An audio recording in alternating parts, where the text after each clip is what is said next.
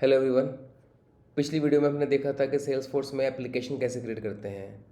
आज हम देखेंगे सेल्स फोर्स में ऑब्जेक्ट कैसे क्रिएट करते हैं। ऑब्जेक्ट को हम टेबल भी बोल सकते हैं, जैसे एक्सेल में एक टेबल होता है, वो टेबल हम किस तरह से क्रिएट करते हैं जिसमें हम डेटा डाल सकें। सो सेल्स फोर्स की लैंग्वेज में हम बोलेंगे ऑब्जेक्ट कैसे क्रिएट करते हैं। सो सेम एप्लीकेशन की तरह ऑब्जेक्ट भी दो तरह के होते हैं, एक होता है स्टैंडर्ड, एक कस्टम। स्टैंडर्ड जो होते हैं वो ऑलरेडी प्रोवाइडेड हो पाए द सेल्स फोर्स, जिसमें ज़्यादा हमें कुछ चेंजेस नहीं करने होते हैं, उसमें सब कुछ बना बनाया होता है, सारी फील्ड्स जो इंपॉर्टेंट फील्ड्स होती हैं एज़ पर बिजनेस रिक्वायरमेंट्स वो होती हैं। मिनिमल चेंजेस अगर हमें कुछ करना है हम कर सकते हैं, लेकिन अगर हमें लगता है कि हमें जो ऑलरेडी बना पड़ा है ऑब्जेक्ट उसकी रिक्वायरमेंट नहीं है, हमें एक नया कस्टमाइज़ करना पड़ेगा अपने बिजनेस के रिक्वायरमेंट के अकॉर्डिंग, तब हम कस्टम ऑब्जेक्ट क्रिएट करेंगे। हम कैसे क्रिएट करेंगे वो देखते हैं। सबसे पहले हम क्लिक करेंगे,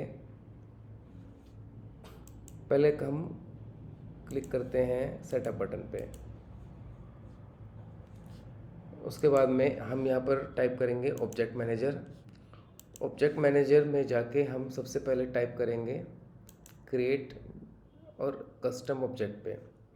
मैं आपको दिखाना चाहूँगा यहाँ पर ये सारे स्टैंडर्ड ऑब्जेक्ट हैं जो हम सेलेक्ट कर सकते हैं अपनी ऑर्गेनाइजेशन के लिए, बट अभी हम कस्टम ऑब्जेक्ट क्रिएट कर रहे हैं तो यहाँ क्रिएट बटन पे क्लिक करेंगे, कस्टम ऑब्जेक्ट क्रिएट करेंगे। एक नाम दे देंगे हम अपने ऑब्जेक्ट का,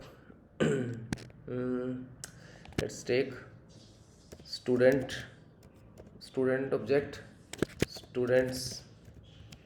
तो हमने ये नाम दे दिया स्टूडेंट्स। यहाँ पर हम प्लूरल नेम देंगे, लेबल देंगे। उसके बाद में हम यहाँ पे रिकॉर्ड नेम में देंगे डेटा टाइप। ओके, सो अगर हम सेलेक्ट करते हैं ऑटो नंबर, ऑटो नंबर अगर हम सेलेक्ट करते हैं तब हम डिस्प्ले फॉर्मेट, इस तरह का डिस्प्ले फॉर्मेट है, हम अपने हिसाब से भी इसको चेंजेस कर सकते हैं। मान लीजिए हमें ये करना है स्टार्टिंग नंबर 1 2 3 एनीथिंग। तो जब भी हम कोई रिकॉर्ड क्रिएट करेंगे इस ऑब्जेक्ट के अंदर, तो जो रिकॉर्ड के जो नाम सेव होंगे वो इस तरह सेव होंगे A/0001234 5।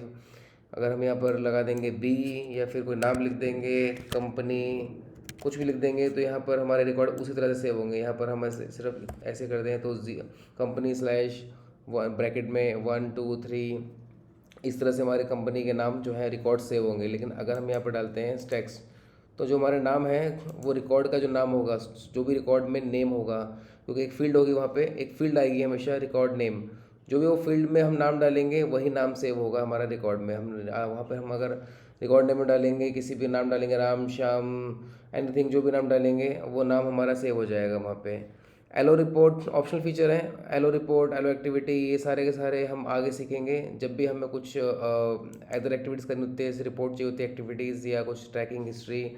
सो हम इनको टिक करते हैं तभी वो हमें आते हैं, शो होते हैं, वरना नहीं होते हैं शो।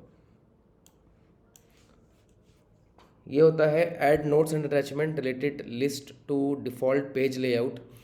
इसमें क्या होता है कि अगर हमें कुछ सेम अदर एक्टिविटीज़ का होता है कि अगर हमें कुछ नोट्स एंड अटैचमेंट भी चाहिए होते हैं तो हमें यहाँ क्लिक करना पड़ता है।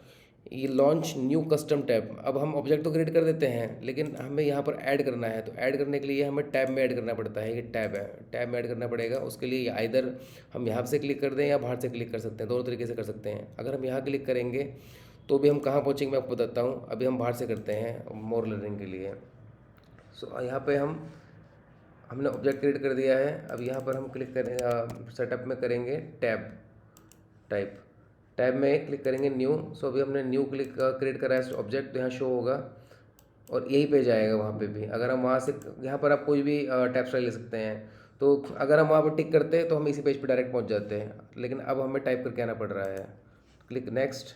अब यहाँ बोल रहा है कि जैसे हमने पहले देखा था प्रोफाइल्स, तो यहाँ काफ़ी सारी प्रोफाइल्स हैं। जब भी हम सेल्स फोर्स में कोई यूज़र क्रिएट करेंगे हम उसको प्रोफाइल देंगे, और उसी प्रोफाइल में जो हम उसको परमिशन देंगे, कोई एप्लीकेशन देखनी है, कोई ऑब्जेक्ट देखना है, फील्ड देखनी है, वो वहीं देख सकता है। तो यहाँ पे भी ये बोल रहा है कि क्या आप किसी प्रोफाइल को इस ऑब्जेक्ट का एप्लीकेशन का एक्सेस नहीं देना चाहते, या फिर उसको सिर्फ ऑब्जेक्ट को देख सके लेकिन उसमें कुछ भी रिकॉर्ड को ना कुछ भी कर सके, वो ऐसा एक्सेस देना चाहते हो, या फिर बिल्कुल वो रिकॉर्ड ऑब्जेक्ट को ही देख ना सके ऐसा एप्लीकेशन का एक्सेस देना चाहते हो, या देख सके सब कुछ कर सके ऐसा एप्लीकेशन का एक्सेस देना चाहते हो।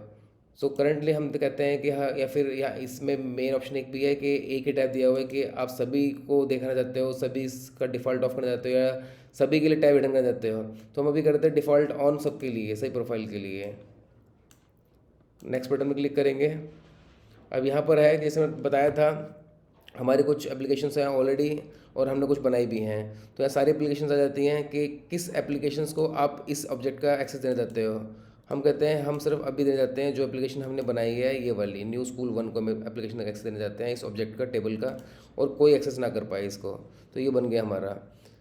अब हम अगर रिफ़्रेश करेंगे तो यहाँ पर वो आ जाना चाहिए ऑब्जेक्ट। सी आ गया। तो इस तरह से हम अपना ऑब्जेक्ट क्रिएट करते हैं। Thank you.